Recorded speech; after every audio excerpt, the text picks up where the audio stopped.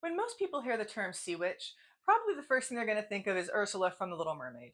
Whereas others might think of, Instagram and TikTok witches and aesthetics, maybe thinking that it's just regular witchcraft with some oceany vibes thrown in. But it is much more than just vibes.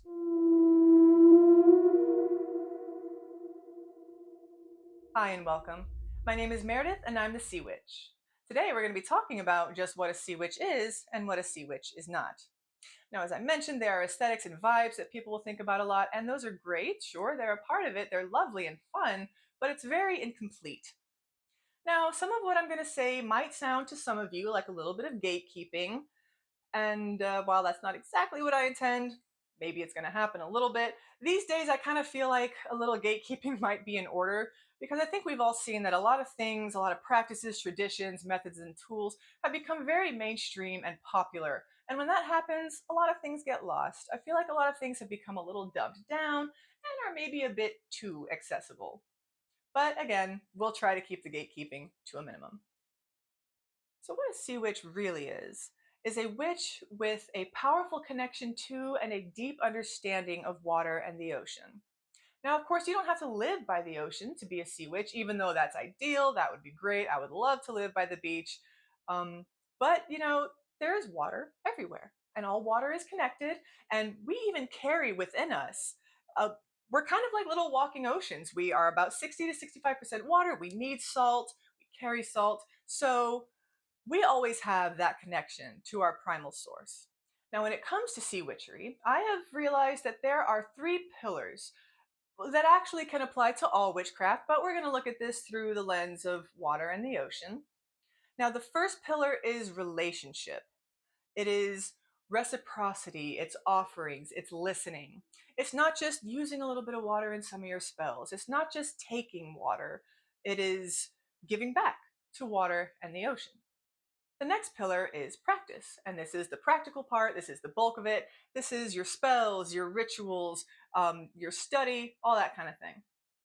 And the final pillar is initiation. This isn't exactly the kind of initiation like, for instance, maybe in Wicca or with, high priestess and hierarchies and stuff like that. But it's more of a call. It's something that will change you as you follow this path through these practices, working with water and the ocean. It will change you. It expects things from you, like ethics, boundaries, emotional honesty, and it will just kind of make you work. Now, when it comes to a calling, so here's the thing: you can certainly choose to be a sea witch. You can choose to be any kind of witch you want, especially if you feel some kind of pull in a certain direction. But here's something you don't need. Here's kind of a pet peeve of mine. These videos that are how to tell what kind of witch you are. I'm pretty tired of them. They're getting kind of old. And you know what? You don't need a video or a quiz or an article to tell you what kind of witch you are. If you can't really figure that out for yourself, honestly, maybe you shouldn't be a witch. And I don't want that to sound like one of those gatekeeping things, but really, if you need a quiz or a video to tell you that, something's a little bit off. Witchy is as witchy does. What you do as a witch makes you the kind of witch that you are. And just this obsession with labels and it's really unnecessary. So, but backing up a little bit, yes, you can choose to be a sea witch, but yes, there is going to be a calling sometimes for some of us. I was called. I was called at a very early age. This has been a lifelong thing, and I had some very powerful things happen. But when you actually are called, it is more transformative and potent than if you just choose it. And here's how I was called. So I was about 10 years old and already had a deep love of water and the ocean and mermaids and stuff like that. I was obsessed with the Little Mermaid. But I had a dream one night in which I was walking along a beautiful moonlit beach, and in front of me appeared a little glowing white ball like a will o' the wisp.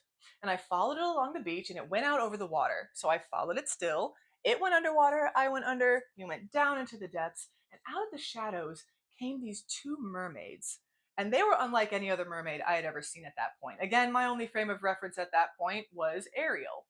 But these were so different. They looked so cool. They had pale green translucent skin, glowing white eyes with no pupils or irises. They had no belly buttons or nipples. They had long green hair, dark green tails and fins, and webbed hands. I thought that was really cool.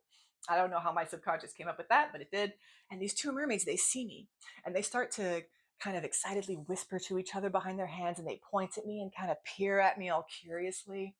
And it felt so real. It was so vivid and so beautiful. At that point, the dream faded. I kind of came back up out of the water, but that has always stuck with me. I have always remembered it with crystal clarity. Even at such a young age, I knew this is important, this means something. I felt very seen and acknowledged by a very powerful force, and it was really cool. I mean, as I've said, sea witch being a sea witch. It's not a costume. It's not an aesthetic. It's real work. The ocean can be very challenging. There is actually a lot of real darkness when it comes to being a sea witch. Water and the sea, they are not always soothing and healing. It's not always just, your little ritual bath. There are storms, there are floods, there are maelstroms, there's gigantic waves. There's so much energy and emotion and power in water and the ocean. And there's a whole spectrum. And if you're not willing to engage in that whole spectrum, again, probably not a sea witch. It is almost alchemical. I mean, it is. It is alchemical. It's very transformative. Water is a big thing in alchemy anyway. It's the original solvent. It's the prima materia. At least I think it is. I like to view it as the prima materia, the first material, the first thing, the source. It is. Water is everything. And so this alchemy is not about, the traditional alchemy turning lead into gold. It's about turning you into the best version of yourself.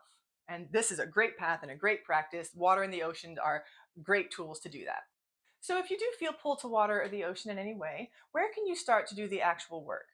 Well, there are three simple things that you can do right now that will give you some insight, that will help you get started, and that I hope will be very eye opening for you if you give it a try. Now, the first thing is to simply make contact. That might sound obvious, that might sound, I don't know, and you probably think, well, yeah, duh, I come into contact with water all the time.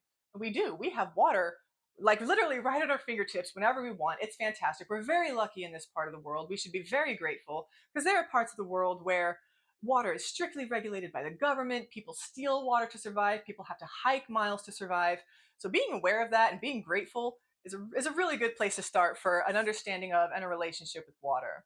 So to make contact in this way with intention, you take a bowl of water, maybe add some salt to it if you like, just maybe light a candle too, and then just sit and relax for a few minutes. Hold your hands over the water and either ask it a question, maybe like, what kind of message do you have for me right now? What do I need right now? Or if you have no question, just listen and see what thoughts and feelings come up, what memories, and that will, if you can figure it out, will contain your message or whatever the water needs or wants you to know. The next thing you can do is start a water journal. And in this journal, every day, just take a minute to write down all the different forms of water that you came in contact with that day. And you'll become more aware and you'll start to see more water everywhere. You'll start to think more about water in all its different forms, from the rain to the ocean to your tears to the water in your sink to your bath, what have you. This awareness is very helpful. It helps build that relationship. And you can also write down how the water maybe made you feel. You can write down some gratitude about water. You can write anything you want to in this journal about water and about your exploration of water, and specifically to the ocean if you're doing that. And the last thing you can do is practice reciprocity. Perform one simple act of respect. Pour some fresh water at the base of a favorite tree with a particular intention. Or you could go to a beach or a lake or a river and clean up the trash. Something simple like that makes a big difference.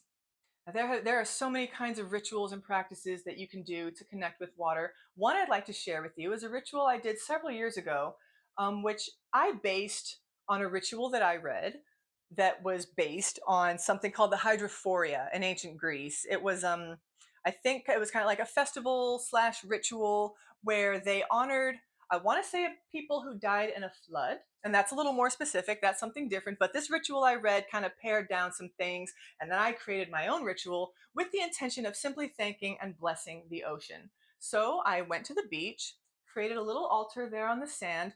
And first I stood by the water, did the invocations and the grounding, and I sang a song to the water, to the ocean, called Aura na Fariga, which means Song of the Sea in Irish. I am Irish. My practice is largely Celtic. Um, it's the theme song from a movie called Song of the Sea, beautiful Irish animated film about a selkie. I highly recommend it. It's one of my favorites. Then after I sang the song, I took my ceramic amphora and I poured some fresh water into the ocean.